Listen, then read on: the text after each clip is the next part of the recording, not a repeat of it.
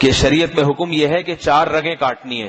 وہ 4 رگیں کون کون سی ہیں؟ ایک تو یہ جو سب کی نظر آ رہی ہے موٹی سی خوراک کی نالی، یہ تو نہ صرف یہ کہ نظر آتی ہے باقاعدہ محسوس بھی ہوتی ہے، وہ خوراک کی نالی ہے. اس کو مری کہتے ہیں عربی میں. یہ نالی جانور کی ہوتی ہے نا بہت موٹی سی، جہاں سے خوراک جاتی ہے.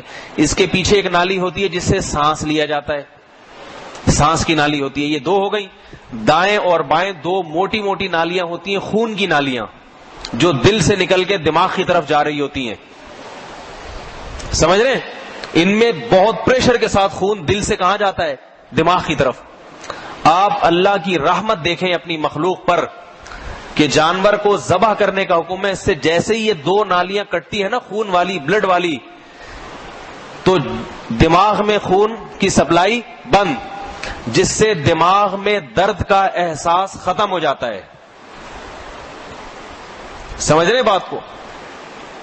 ڈاکٹر جنہوں نے ریسرچ کی ہے نا، گوروں نے جانور کے دماغ میں آلات لگائے ہیں انہوں نے دماغ میں، جس سے وہ آلات محسوس کرتے ہیں کہ اس دماغ میں درد کا احساس کتنا ہے. تو انہوں نے تمام طریقے جانور کو قتل کرنے کے تجربے کر کے دیکھے.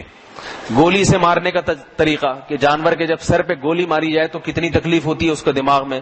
پتا چلا جب آلے سے محسوس ہوا کہ بہت تکلیف ہوتی ہے، دماغ پھڑکتا ہے کافی دیر تک. اور مختلف طریقے، بجلی کے جھٹکے. جب مسلمانوں کے طریقے کے مطابق ذبح کر کے دیکھا تو رپورٹ جو بنی وہ یہ کہ 1 سیکنڈ کی بھی تکلیف نہیں ہوتی. کیوں؟ اس کی وجہ کیا ہے؟ اس لیے کہ جب بھی ہمیں کوئی درد ہوتا ہے نا تو 3 سے 4 سیکنڈ لگتے ہیں اس درد کو محسوس کرنے میں. بھائی آپ کو ہاتھ پہ اگر چوٹ لگے نا تو فوراً محسوس نہیں ہوتا، 3-4 سیکنڈ بعد دماغ تک پیغام پہنچتا ہے اور دماغ کو تکلیف کا احساس. جب جانور کے گلے پہ چھری چلتی ہے نا، اگر چھری تیز ہو، جیسے کہ حدیث میں آتا ہے چھری بھی تیز ہونی چاہیے اور جلدی سے ذبح کر دو تاکہ تکلیف نہ ہو، تو اگر فوراً ہاتھ چلایا اس پہ اور ذبح کر دیا تو 3 سے 4 سیکنڈ میں جب جانور کو پیغام پہنچتا ہے نا ذبح ہونے کا، گردن کٹ رہی ہے، اس وقت اس کے دماغ میں خون پہنچنے کا راستہ، بولو بھائی، بند.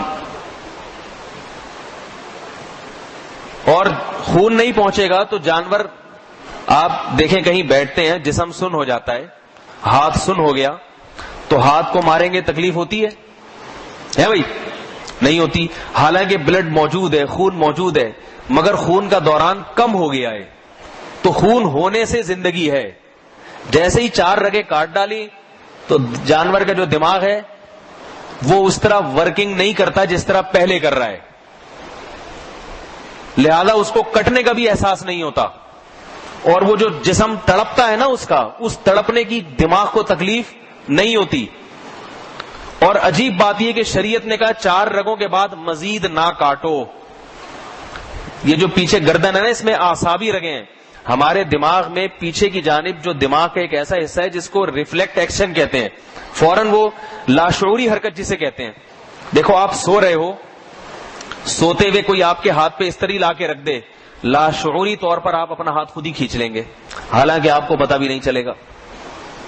یہ جو دھماکہ ہوتا ہے ایک دم آدمی ڈر جاتا ہے، ہل جاتا ہے، حالانکہ دھماکے کا احساس بعد میں ہوتا ہے، ہل پہلے چکا ہوتا ہے. تو اللہ نے دماغ میں ایک ایسا پرزہ لگایا ہوا ہے جو آپ کے سوچنے سے پہلے اپنا کام کر چکا ہوتا ہے، آپ کو حادثات سے بچانے کے لیے. بھائی کیوں سمجھ میں نہیں آ رہی؟ بہت آسان انداز سے سمجھانے کی کوشش کر رہا ہوں میں. دماغ میں ایک اللہ نے پرزہ ایسا لگایا ہوا ہے جو صرف حادثوں کے وقت کام آتا ہے، ایمرجنسی کے وقت. وہ آپ سے پوچھتا نہیں ہے کہ میں یہ کام کروں یا نہیں کروں، بلکہ لاشعوری طور پر ابھی آپ کو احساس ہوتا نہیں اور آپ وہ کام کر چکے ہوتے ہیں. کسی کے ہاتھ پہ سگریٹ رکھیں، جلنے کا احساس بعد میں ہوگا، ہاتھ وہ پہلے کھینچ لے گا، اس لیے کہ دماغ کا وہ حصہ پہلے آرڈر دے چکا ہوگا کہ بھئی، کیونکہ اس کو پتا ہے کہ سگریٹ لگنے کے بعد سوچنے کا ٹائم اگر دیا جائے نا تو اس وقت سگریٹ آر پار ہو چکی ہوگی. تو وہ جو دماغ کا وہ والا حصہ ہے نا جو آرڈر کرتا ہے جسم کو، جب رگیں کٹ گئیں اور دل پھڑک رہا ہے اور خون نکل رہا ہے تو دماغ کا وہ والا حصہ ورکنگ میں رہتا ہے، اور وہ پیچھے جو اعصابی رگیں ہیں ان کے ذریعے جسم کو آرڈر کرتا ہے کہ بھئی کچھ الٹا پلٹا کام ہو گیا ہے، جس سے جسم خوب اچھی طرح تڑپتا ہے. جانور بہت ٹانگیں چلاتا ہے، اس کا فائدہ یہ ہوتا ہے کہ اس کا جسم کا جتنا خون ہے وہ سارا اس کی حرکت کی وجہ سے باہر نکل جاتا ہے. بھائی کیوں نہیں سمجھ میں آ رہی اتنی آسان بات؟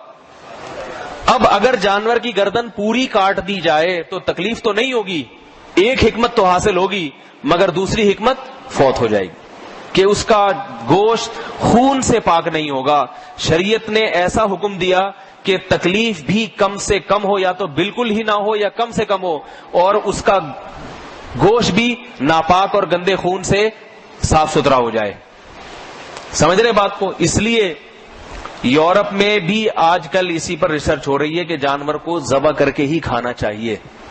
وہ بھی اسی طرف آ رہے ہیں کہ اس سے گوشت بیماریوں سے پاک